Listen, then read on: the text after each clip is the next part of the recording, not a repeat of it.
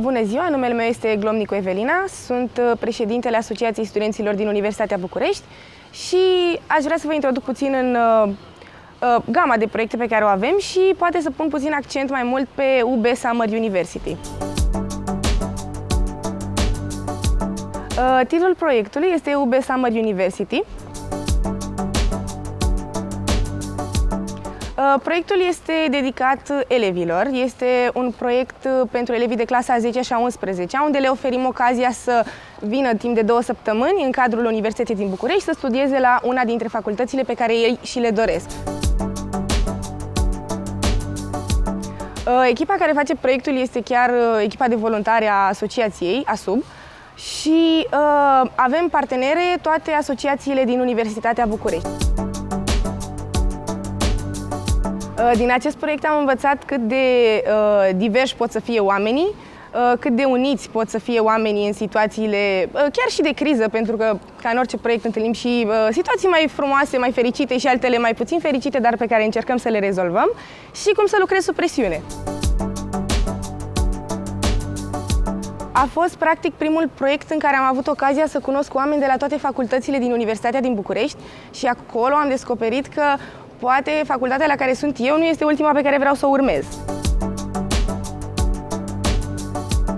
Faptul că în fiecare an avem voluntari care vin în asociație pentru că au venit la Universitatea din București datorită proiectului, datorită contactului pe care l-au încă din liceu cu mediul universitar, cu profesori, cursuri, văd cum e să stai într-un campus, cum e să ai colegi de cameră, cum e să mănânci la cantină și, practic, pe ei îi atrage faptul că deja au testat lucrurile și că știu clar unde vin.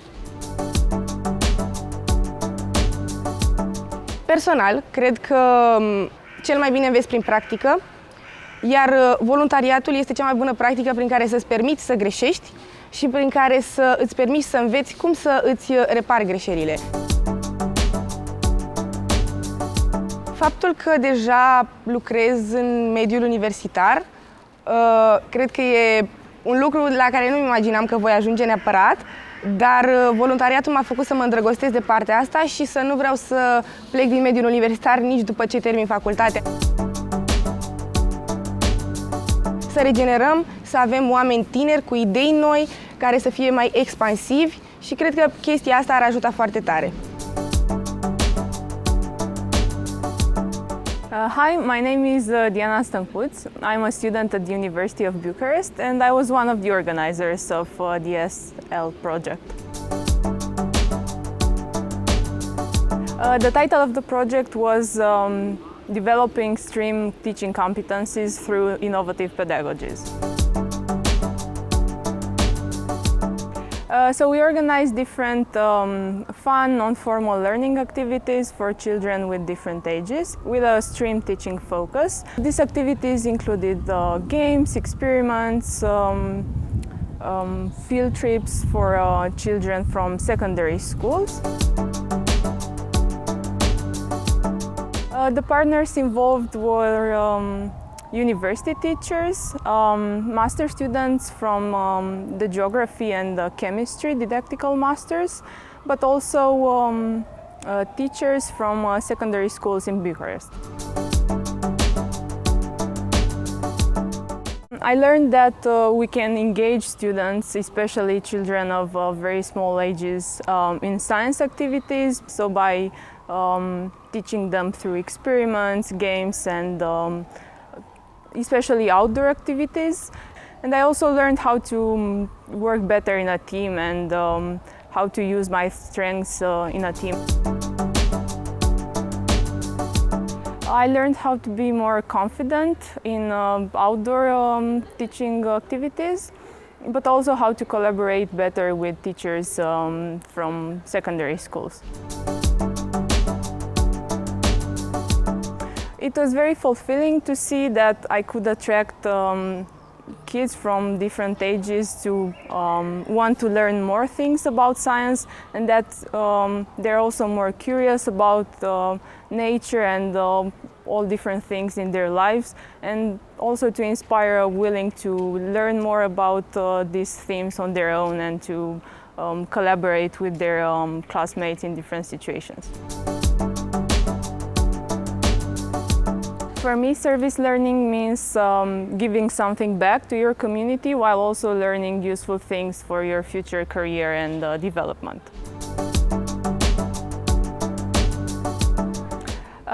From my experience, I encourage all students to take part in such service learning activities if they can. And I think universities should promote service learning activities, especially to integrate them during their courses and to offer these opportunities to as many students as possible. Bună, mă numesc Dumitru Diana Nicoleta și sunt studentă în cadrul Facultății de Psihologie, Științele Educației Universității din București. Am participat în cadrul mai multor proiecte. Proiectul care m-a făcut foarte mândră a fost unul tip școală de vară, care a implicat copii de la vârsta, 3 ani până la 18, unde am desfășurat activități atât în aer liber cât și într-un spațiu închis. Am avut atât voluntari, elevi, studenți în primii ani de facultate, cât și ONG-uri și bibliotecile județene. Deoarece mi-am asumat anumite responsabilități, mi-am asumat anumite roluri, faptul că am învățat să lucrez în echipă și să accept noi idei. Proiectul a avut o implicare pozitivă. El a avut ca scop final evoluția copiilor, ceea ce ne-a făcut și pe noi să evoluăm, dar și comunitatea în sine, pentru că schimbarea pleacă de la noi. Dacă ar fi să definesc într-un cuvânt service learning, ar fi dezvoltare. Pot spune că a avut un impact enorm, pentru că atunci îți dezvolți cele mai mari skill-uri pe care tu le ai și e minunat să lucrezi cu o echipă și să descoperi că nu toată lumea este la fel. Să fie mai transparente, să le arate studenților din timp proiectele, să le prezinte într-un mod mai atractiv, poate așa o să-i motiveze să participe.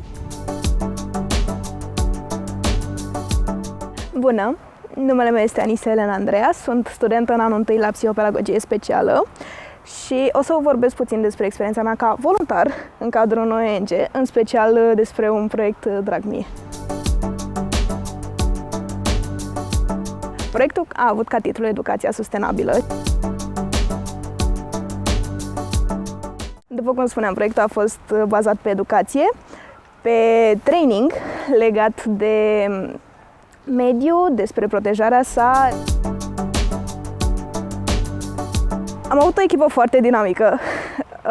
Am fost voluntari foarte mulți, care am fost trainuiți de trainerii noștri dragi, dar am avut și parteneri care ne-au sponsorizat financiar, bineînțeles, care au vrut să împartă același mesaj ca noi. În primul rând pot să spun că am învățat să mă autocoordonez, să lucrez mult mai bine în echipă și să comunic mult mai bine cu echipa. M-a ajutat să mă dezvolt foarte mult. Au învățat. În primul rând vreau să spun că au învățat prin joc, non-formal, cu glumițe, cu mai uneori fără chef, dar au învățat mult mai multe decât s-ar fi așteptat când am venit la el în clasă. Service learning este un mod prin care pot să învăț mult mai pragmatic și mult mai la subiect, pot să-mi permit să greșesc și pot să mă duc mai departe în carieră astfel. Ca impact profesional pot să spun că am adunat skill-uri la care nu mă așteptam, sincer, să le obțin, de Microsoft, de comunicare în primul rând. Da, aș dori ca universitățile să-și amintească că studenții uneori uită să verifice toate site-urile pe care le avem și de multe ori suntem pe social media, acolo aveți cel mai mare impact asupra noastră.